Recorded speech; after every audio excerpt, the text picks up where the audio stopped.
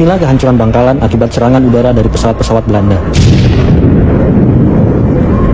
Pasukan Belanda lapis kedua melakukan pendaratan di Bangkalan Madura sekitar pukul 1 siang.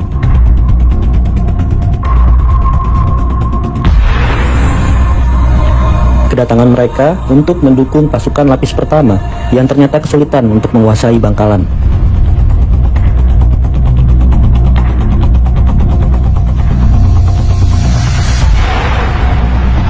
Mereka didukung oleh pesawat-pesawat tempur. Pasukan Belanda ini terdiri dari 3 unsur. Pertama, Korps Marinir Belanda. Kedua, Barit Merah Knil, yang sebagian besar adalah orang Ambon. Ketiga, Barisan Cakra, yakni Laskar Madura yang berpihak pada Belanda.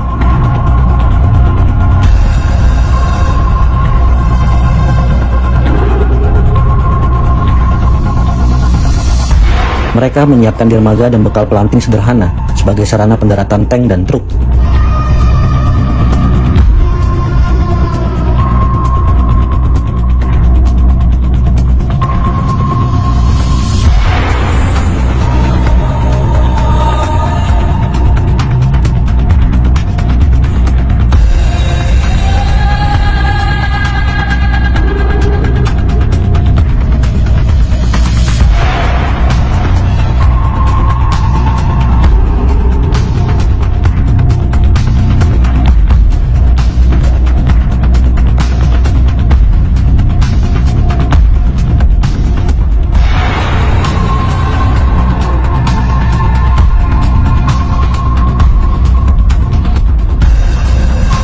Tampak barikade yang dibangun oleh para pejuang Madura.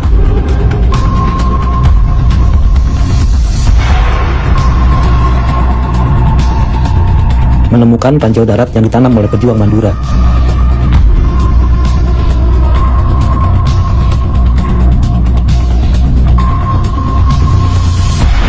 Masyarakat bersorak-sorai menyambut kedatangan pasukan Belanda. Jangan keliru pikir, ini hanya settingan. Mereka dipaksa oleh marinir Belanda berbuat demikian. Tujuannya, rekayasa visual untuk propaganda di dunia internasional bahwa rakyat Indonesia mendukung agresi militer Belanda. Inilah kehancuran Bangkalan akibat serangan udara dari pesawat-pesawat Belanda.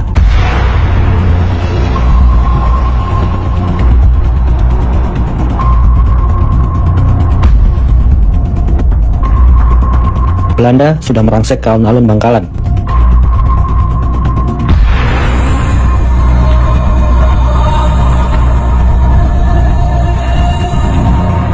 Para pengungsi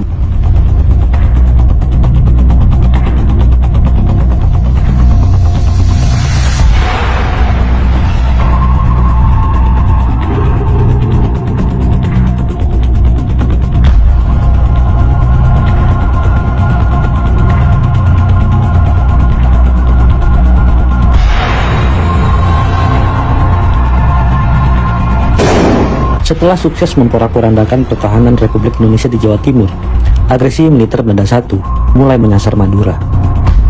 Ketika itu, Bangkalan merupakan ibu kota keresidenan Madura, sebagai daerah yang berada di paling ujung sebelah barat Madura dan dekat dengan Surabaya.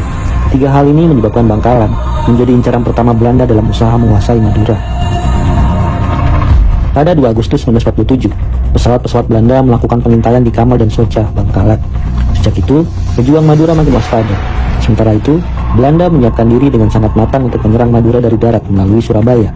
Untuk itu, adanya Barisan Cakra yang anggotanya berasal dari Madura sangat menguntungkan bagi Belanda. Mereka diberi tugas bergerak di bagian depan karena mengenal setiap daerah di Madura. Belanda juga dibantu oleh Barit Merah Knil, suku Ambon, dalam menyerang Madura. Pendaratan Belanda ke Bangkalan pada 4 Agustus 1947 pertama kali terjadi pada pukul 4 pagi di Batu Robo, Pantai Selatan. Selanjutnya, pada pukul 1 siang, datang lagi pasukan lapis kedua. Operasi pembersihan Madura ini dipimpin langsung oleh Komandan Divisi A Majen Marinir N.R. de Bruyne. Pendaratan pertama Belanda itu disusul oleh sejumlah pesawat tempur untuk pengintaian, sekaligus menyebarkan pamflet berisi perintah. Dalam kurun waktu 24 jam, seluruh rakyat Madura yang memiliki senjata, baik milik sendiri ataupun rampasan perang dari Jepang, wajib menyerahkan senjatanya kepada tentara Belanda. Alih-alih menyerah, pejuang Madura justru angkat senjata melawan Belanda. Pasukan Belanda dihadang dari timur oleh pejuang Indonesia di bawah pimpinan Mayor Abdul Aziz, Batalion 2, Sedangkan pejuang Indonesia dari arah selatan dipimpin oleh Mayor R. Hanafi, Batalion 1. Bahkan, 2 pesawat tempur Belanda berhasil ditembak jatuh oleh pejuang Madura di Desa Bulu. Pasukan Belanda menggempur Bangkalan dari 2 jalur. Jalur pertama melalui pantai Batu Poron, di mana mereka diserang oleh Komandan Kompi 1 Abu Siri. Belanda kemudian melaju menuju Parse, lanjut ke Jadi. Di sini, pasukan Belanda diserang oleh pasukan Letnan Sunarto dan pasukan Angkatan Laut Republik Indonesia. Jalur kedua melalui pendaratan di pantai Desa Langkep, Kecamatan Burni. Mereka dihadang oleh pasukan Hafiludin. Lepas dari Burni, pasukan Belanda bergerak ke Bangkalan Kota dan mendapat perlawanan dari pasukan Pemuda Sosialis Indonesia.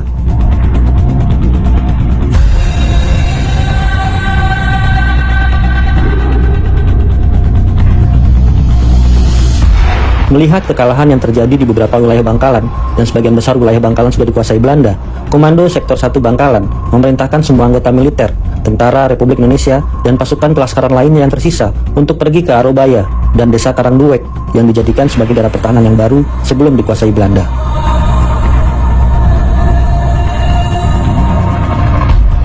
Namun, perjuangan tidak berhenti. Setiap hari, pertempuran antara pasukan Belanda dan Indonesia terus terjadi, seperti di Pasar Tunjung, Kampung Bundaran, Tanah Merah, hingga Asentanto, Desa Lajing. Puncaknya, ketika tentara Indonesia dibantu Laskar Santri yang dipimpin oleh Kiai Haji Zaini melakukan serangan umum di Bangkalan. Serangan ini dilakukan pada pukul 5 pagi pada 16 Agustus 1947 dan diperkirakan diikuti oleh 5.000 pejuang Bangkalan. Akibat serangan umum itu, diperkirakan ratusan pejuang gugur sebagai kusuma bangsa. Kondisi yang sama juga terjadi di pihak Belanda. Serangan umum ini sukses memukul mundur pasukan Belanda dari Bangkalan Kota. Belanda baru datang kembali ke kota Bangkalan setelah mendapat bantuan dari Surabaya.